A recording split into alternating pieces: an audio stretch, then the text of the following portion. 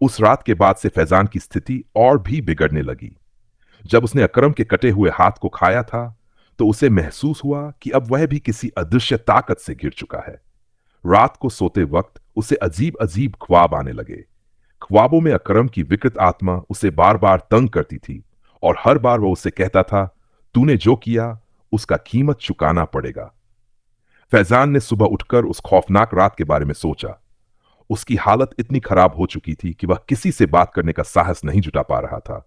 वह समझ नहीं पा रहा था कि यह सब कैसे हुआ। धीरे धीरे उसकी मानसिक स्थिति इतनी खराब हो गई कि वह अपनी पहचान खोने लगा। उसकी आंखों के सामने कभी अकरम का चेहरा, कभी उसकी कटे हुई अंगुलियां घूमती। कुछ दिन बाद फैजान ने सोचा कि वह इस बुरे हालात से बाहर निकलने के लिए घर छोड़ देगा। लेकिन जैसे ही वह इमारत से बाहर निकला, अचानक उस पर कोई भारी ताकत मंडराने लगी। हवा में अजीब सी गूंज सुनाई दी, जैसे कोई पुकार रहा हो। उसने पीछे मुड़कर देखा तो सामने अकरम का डरावना चेहरा था, जिसका चेहरा पूरी तरह से सड़ चुका था और उसकी आंखों में आग सी जल रही थी। कहां भाग रहे हो फैजान? अकरम ने डरावनी आवाज में कहा। तू मुझसे बच नहीं सकता, क्योंकि अब तू मेरी तरह बन चुका है। फैजान ने जैसे तैसे अपने डर को काबू किया और भागते हुए इमारत से बाहर निकलने की कोशिश की। लेकिन जैसे ही वह गेट के पास पहुंचा, अकरम की आत्मा ने उसे पकड़ लिया। उसकी पकड़ इतनी मजबूत थी कि फैजान को ऐसा महसूस हुआ कि वह अब कहीं जा नहीं सकता। अकरम ने मुस्कुराते हुए कहा, अब तू वही करेगा जो मैंने तुझे से कहा था। तुझे अब कसाई की तरह जीना पड़ेगा, जैसे मैंने तुझे सिखाया था। फैजान की आंखों में अब अंधेरा छा चुका था। उसकी आत्मा कमजोर हो चुकी थी और धीरे धीरे उसने खुद को स्वीकार कर लिया कि वह अब अकरम की तरह बन चुका है। वह अब उस शहर का एक और डरावना हिस्सा बन गया, जिसे लोग रात के अंधेरे में घबराकर पास नहीं आते थे। उसकी आत्मा आज भी भटकती है और अगर कोई उस इमारत के पास जाता है तो वह उस पर कड़ी नजर रखता है। और अब वह भी उन लोगों को अपना शिकार बनाता है जिनसे उसकी कहानी जुड़ी हुई है। फैजान, अकरम और अरविंद की आत्माएं अब एक खौफनाक गठबंधन बन चुकी थी। उनकी मौजूदगी शहर में एक अजीब सी सिहरन पैदा करती थी। लोग अब रात में अकेले बाहर निकलने से डरने लगे थे, खासकर उस इलाके के आसपास। उनकी आत्माएं कभी भी किसी को भी पकड़ सकती थीं जो उनके रास्ते में आता। एक रात नीरज नामक एक युवक अपने दोस्तों के साथ शहर की पुरानी गली में एक एडवेंचर के लिए निकला। वे सुन चुके थे कि उस इमारत में अजीब घटनाएं घटती हैं, लेकिन किसी ने भी सचमुच उस जगह पर जाने की हिम्मत नहीं की थी। नीरज और उसके दोस्त उत्सुकता से इमारत के पास पहुंचे और उनके बीच शर्त लग गई कि जो भी सबसे पहले डर जाएगा उसे सबको डिनर देना होगा। जैसे ही वे इमारत के अंदर घुसे, एक ठंडी और डरावनी हवा ने उनका स्वागत किया। गहराई में घुसते हुए उन्हें दीवारों पर खून के धब्बे और कटी फटी हड्डियां पड़ी हुई मिली। अचानक नीरज ने सुनी एक आवाज। यह एक गहरी, गुस्से में भरी आवाज थी जो उसे नाम से पुकार रही थी। नीरज, तुम यहां क्यों आए हो? नीरज ने घबराहट में पलट कर देखा और उसकी आंखें चौंक गई। सामने फैजान खड़ा था। उसकी आंखों में वही विकृतता और शैतानी तेज था जो अकरम और अरविंद में था। फैजान ने धीमे से मुस्कुराते हुए कहा, तुमने एक गलती की है। अब तुम हमारे परिवार का हिस्सा बनोगे। नीरज ने डरते हुए एक कदम पीछे खींचा, लेकिन वह जैसे जादू की ताक से बन चुका था। वह और उसके दोस्त सब कुछ समझ चुके थे। यह कोई साधारण भूतिया इमारत नहीं थी, बल्कि यह एक स्थान था जहां अकरम और उसकी आत्माएं नए शिकार का इंतजार कर रही थी। फैजान ने अपने दोस्तों को भी डराने के लिए एक एक करके सामने लाकर दिखाया कि वह किस तरह से उन्हें अपनी पकड़ में लाएगा। नीरज ने तुरंत ही अपने दोस्तों को हिम्मत देने की कोशिश की।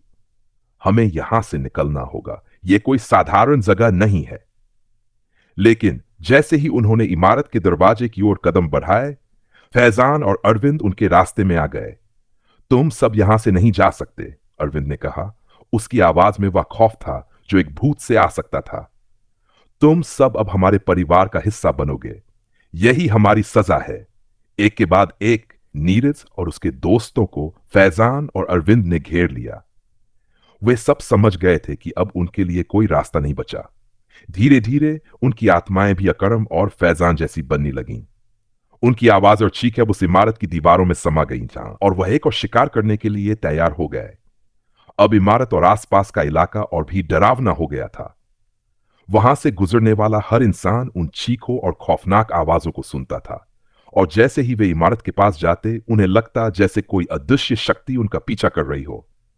इस प्रकार वह इमारत अब शहर का एक काला और डरावना हिस्सा बन चुकी थी, और फैजान, अकरम, अरविंद और उन सभी की आत्माएं एक साथ वहां फंसी हुई थीं। उनकी तलाश कभी खत्म नहीं होती, और जो भी उस रास्ते से गुजरता वह उस इमारत में अपने साथियों के साथ फंसकर न जाने किस अंधेरे के गहरे कोने में चला जाता। कुछ महीनों बाद शहर में उस खौफनाक इमारत की चर्चाएं और बढ़ गई। लोग अब वहां जाने से दूर रहने लगे थे, और जिस भी राहगीर ने गलती से इमारत के पास कदम रखा उसकी कहानी एक न एक दिन गुम हो जाती। शहरी लोग डर के साए में जीने लगे थे, लेकिन फिर भी कुछ साहसी लोग अपने हौसले की वजह से उस इमारत के पास जाना नहीं छोड़ते थे। एक दिन शहर में एक टीम आई जो उन भूतिया घटनाओं की जांच करने आई थी। टीम में 4 लोग थे: पुलिस अधिकारी जय, एक लेखक राधिका, एक धर्मगुरु स्वामी रघुनाथ और एक खोजी पत्रकार समीर। इन सब का उद्देश्य था इमारत के अंदर हो रही घटनाओं का पता लगाना और सच को उजागर करना। जब वे इमारत के पास पहुंचे तो हवा में एक अजीब सी खामोशी थी। जैसे ही उन्होंने इमारत के दरवाजे को खोला, एक ठंडी सिहरन पैदा करने वाली हवा ने उन्हें घेर लिया। जय ने एक पुरानी लालटेन जलाई और इमारत के अंदर कदम रखा। जैसे ही वे आगे बढ़े, दीवारों पर खून के धब्बे और कटी हुई हड्डियां बिखरी हुई थी। पूरे माहौल में एक अजीब सी घुटन थी, मानो कोई भारी शक्ति उन्हें देख रही हो। राधिका, जो एक लेखक थी, ने अपने नोट्स बनाने शुरू किए। यह जगह तो पूरी तरह से भूतिया प्रतीत होती है, उसने कहा, लेकिन क्या यह सचमुच भूतिया है या फिर किसी मानसिक विकृति का नतीजा?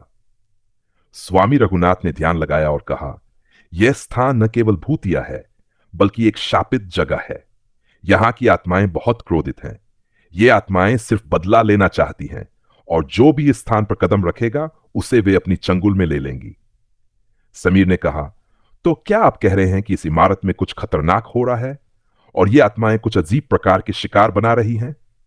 स्वामी रघुनाथ ने गंभीर स्वर में जवाब दिया, जी हां, अकरम, फैजान और अरविंद की आत्माएं इस इमारत के अंदर बसी हुई हैं। ये इमारत अब उनकी शक्ति का केंद्र बन चुकी है और वे अब किसी को भी अपनी चपेट में ले सकते हैं। वे सभी धीरे धीरे इमारत के अंदर की ओर बढ़े, लेकिन जैसे ही वे किचन एरिया के पास पहुंचे, अचानक एक जोरदार आवाज आई। दरवाजा जोर से बंद हो गया और इमारत के अंदर की सारी रोशनी बुझ गई। अब वे अंधेरे में थे और डर ने उनके दिलों में घर करना शुरू कर दिया। जय ने हिम्मत दिखाते हुए कहा, हम यहां अकेले नहीं हैं, हमें ध्यान रखना होगा। तभी उन्होंने सुनी एक गहरी गुस्से में भरी आवाज, तुमने यहां कदम रखा है, अब तुम हमारे परिवार का हिस्सा बनोगे। सभी के चेहरे पर डर फैल गया और वे समझ गए कि यह कोई सामान्य भूतिया जगह नहीं है। ये आत्माएं अब जाग चुकी थीं और उनके आसपास मंडरा रही थी। फिर से फैजान की विकृत आत्मा सामने आई और उसने खौफनाक तरीके से हंसते हुए कहा, तुम सब ने सही निर्णय लिया है, अब तुम हमारे परिवार का हिस्सा बनोगे। स्वामी रघुनाथ ने अपनी पूरी शक्ति से मंत्र पढ़ना शुरू किया, लेकिन अकरम की आत्मा भी सामने आई और कहा, तुम हमारी ताकत को नहीं रोक सकते। हमें इस शापित जगह से बाहर जाने की अनुमति नहीं है। हम सिर्फ शिकार करते हैं और नए शिकार की तलाश में रहते हैं। कई घंटे तक संघर्ष के बाद टीम ने महसूस किया कि वे केवल समय बर्बाद कर रहे हैं। इमारत की दीवारों से चीखें आ रही थीं और कुछ ही देर में सभी को महसूस हुआ कि वे भी उन आत्माओं का शिकार बनने जा रहे थे। राधिका, समीर और जय ने अब इस शापित जगह से भागने की कोशिश की, लेकिन अकरम और फैजान ने उन्हें अपनी जकड़ में ले लिया। उनकी आत्माएं अब उस इमारत का हिस्सा बन चुकी थीं, और जब भी कोई उस रास्ते से गुजरता तो वे उनकी तलाश करते थे। अब उस इमारत के पास जाने वाला हर व्यक्ति अपनी खोई हुई आत्माओं में से एक बन जाता।